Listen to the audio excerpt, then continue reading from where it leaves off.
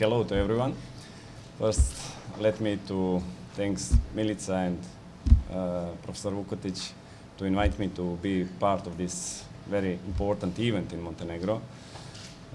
Also, I really would like to thank all the students to be part of this event, since for them maybe it's the most important to hear what are the different opinions, different knowledges and everything about entrepreneurship that maybe up to now they didn't hear here in this university.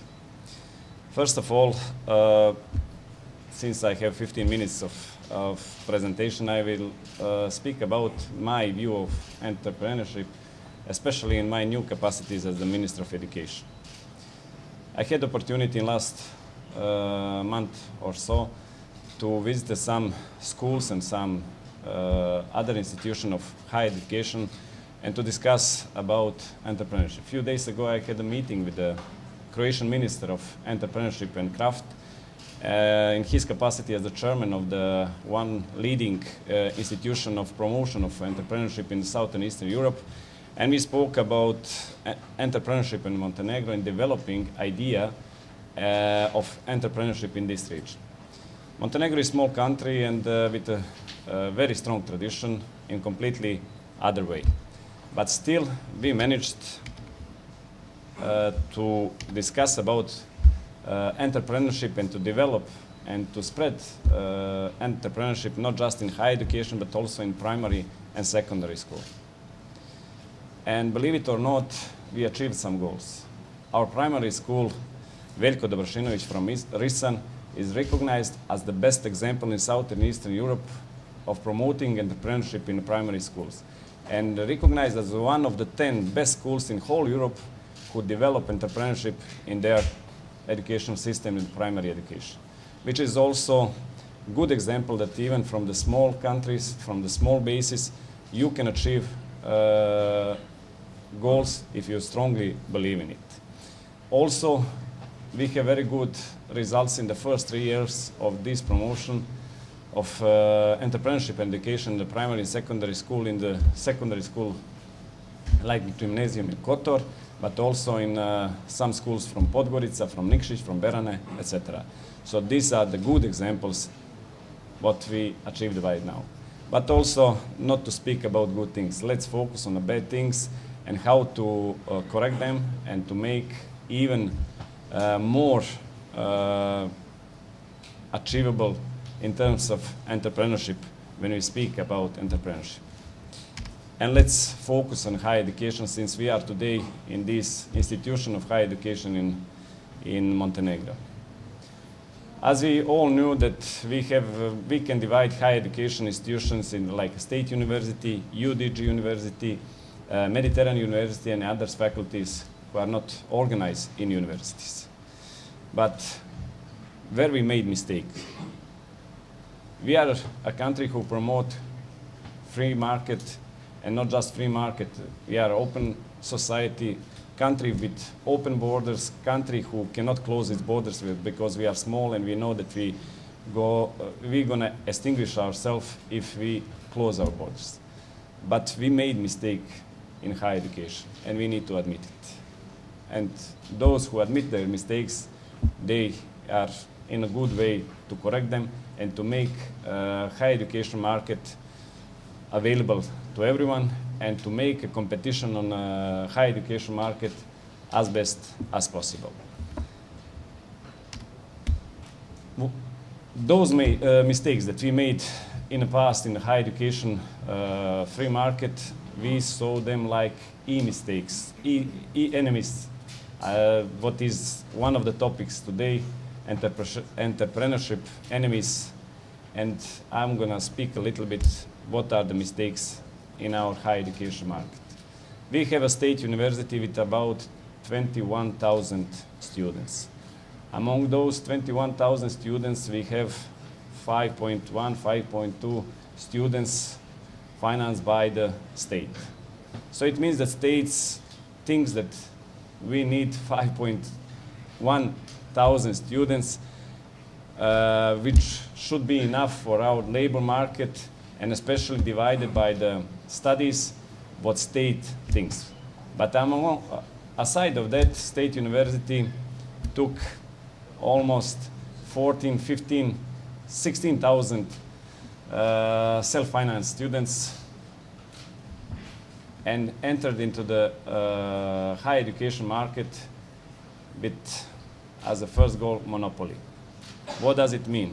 It means that they are using the resources of the state and entering into the private business using resources of the state. So it means that if Montenegro budget is fundraising the state university 15 million euros a year, and if we have 5,000 students on budget, it means that the cost of one student is 3,000 euros. But when they enter into the free market, it should be market without monopoly, without some other advantages, and they are offering their services for 500 euros or 1,000 euros, and then with that they are destroying competition. So this is the one of the example. The other example is that we are providing labor force that we cannot find them labor places. It means if our position as a government that we think that on an economical faculty we need, let's say, 120 students, which we think in 4 years when they finish their studies, they could find a job on the labor market. We provide them, instead of 120 after 4 years, we provide them 670 students, which we as a government didn't have possibility to tackle. So it means that we let it fully without any control or regulation about production of labor force on the Montenegrin market. So these are mistakes. The second one is no goal. There was no goal. What is the goal of one faculty? Is it just to earn the money? Just to create possibility to sell your services, sell your product? Or this needs to be a public institution. It needs to think about public interest as well. So it means that they were trying to use, as I said, state resources to develop their own businesses, and that, of course, I can understand why they do that, but unfortunately, as I said at the beginning, they destroyed not just the market of higher education, but also a labor market. So these are two mistakes. And then even the third enemies and third mistake what was made was lack of competition. With this kind of advantage, there is no competition, cannot be compete. UDG, Mediterranean, or any other faculty cannot compete with such a high advantage on a high education market what State University had it. So what we are doing now is reform of State University. We are building a new strategy of higher education, new strategy of State University to give the possibility to all of those who like to enter into higher education market to compete on an equal basis, which means that we're gonna free something which should suppose be a free market. It means that we need to create a free market on a high education market. So I'm pretty sure that somebody will like, but most of them will not like what I said today about the free market on higher education, but in contrary of them, I have my goal. I know what we need to do to make the higher education on the best way. The higher education that can create quality student, actually quality labor force at the end. Higher education that can create those who can find a labor place in Montenegro, those who can, after it, promote and apply their knowledge, what they get to the faculty, in the companies, in the businesses they're gonna do after graduation. So this is my message for today. This is something that we need all to do, and I'm pretty sure, since we have very positive feedback even from the state university, that we will put on a right track higher education in Montenegro, and that it will be a synergy between state university and the private universities, and then everybody will have equal position, equal conditions for doing business in Montenegro, and I'm pretty sure the higher education will join the primary school Veljko Drobošinović from Risan as a best example in Southern Eastern Europe, and why not to put ourselves, our higher education, among 10 best in Europe. I know it's a hard task, but I'm pretty sure that we can do that. So this is my last remark about entrepreneurship and its enemies, especially on higher education. Now, since there is a lot of students here, I have one question, and I need 3 answers. Since we are talking today about entrepreneurship and its enemies, I would like to take you back on your preschool days, and I would like to tell you my example from my preschool days. Since I didn't go to preschool education, I didn't have that opportunity to go in the kindergarten, but I had the fortune to play with my friends in front of my building and in our garden. And I have one question for all of you, and I need 3 answers. But you can get it to Milica, and she will decide.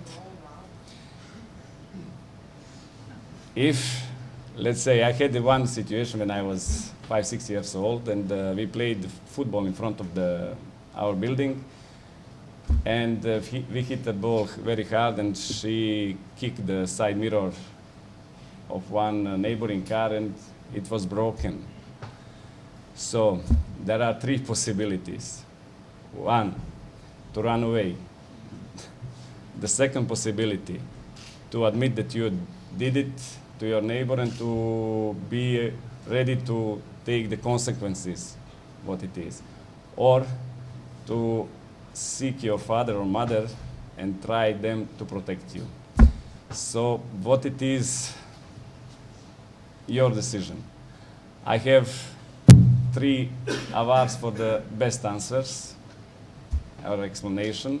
I hope it will not last long, that we will not keep time schedule for this event, but I really would like to see what you are thinking about. Someone?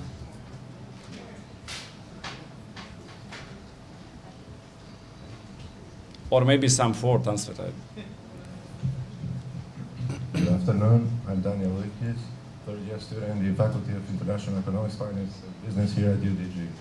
Well, my answer is, since you were young, in my opinion, I think I would go to that person who I broke his mirror window, and I would apologize. And what can you, I mean, you can't take any consequences because you are young. I think he should talk to your parents or about you. I mean, I would just go to him and say, I'm sorry, nothing else. Any other?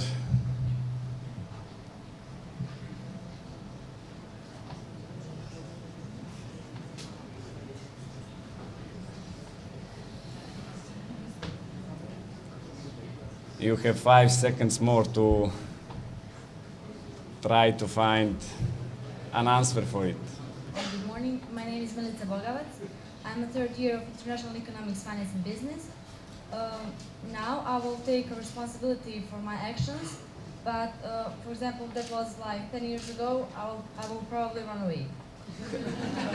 I would combine all the 3 answers, because for the child who is until up to 7 years old, parent is fully responsible for the damage that is done by that child.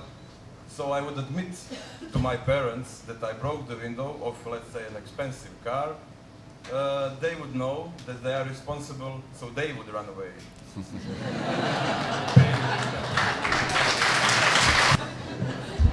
Thank you for all the 3 answers. First of all, I really would like to, actually, my idea today was to just enhance you to think about what is, let's say, the decision, any decision can be seen as an entrepreneurship or vice versa. So the situation is that never know now 10, 15, 20 years or 40 years after what he or she would do in that moment. But my question was just to make you curious about it, to think about decision and to think about consequences of your decision, because the smallest decision can make such a huge consequences. And for three of you, now as in a capacity of friend of UDG, and especially as a UDG is a proud sponsor of Women's Handball Club Budućnost, and since we are participating in the Final Four in Budapest 9th and 10th of May, three of you who answered this question are invited to join our team to be part of Final Four in Budapest from 8th to 10th of May. Thank you.